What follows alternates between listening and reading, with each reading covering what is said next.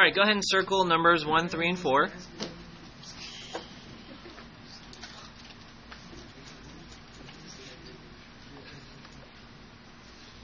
And the directions, let's look at the previous page.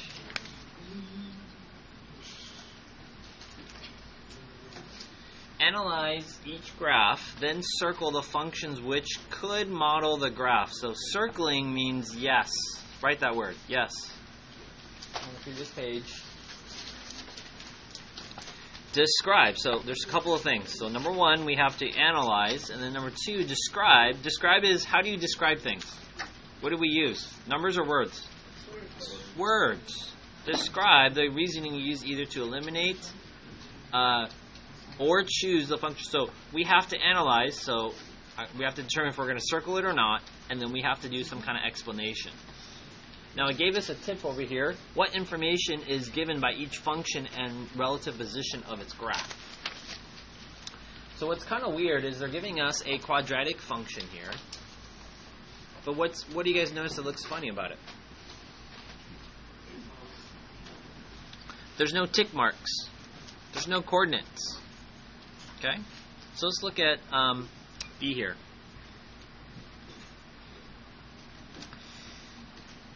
I'm first going to recognize what type of form it is. If I think to myself, I'm going to look at the parentheses. Show me with your fingers how many sets of parentheses do we see?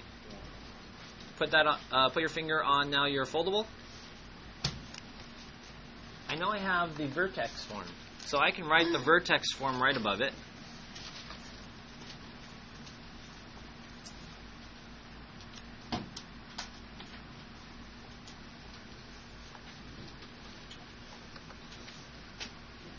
Well, just like the vertex form, I have all of these clues.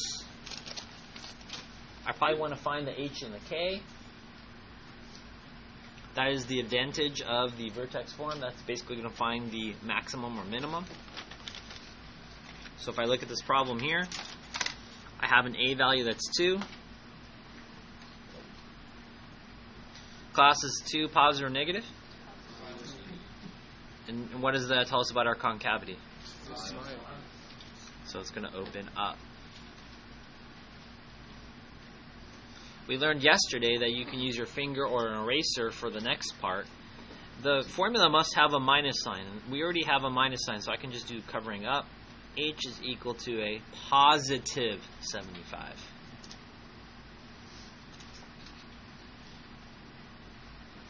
And K is equal to what? Negative 92. Whatever number's out there, just circle it.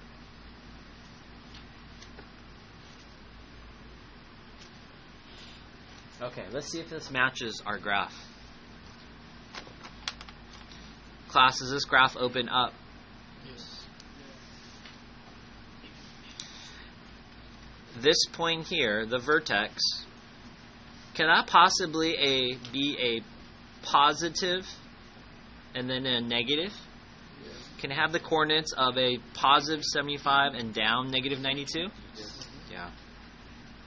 So now we need to describe. Yes, opens up,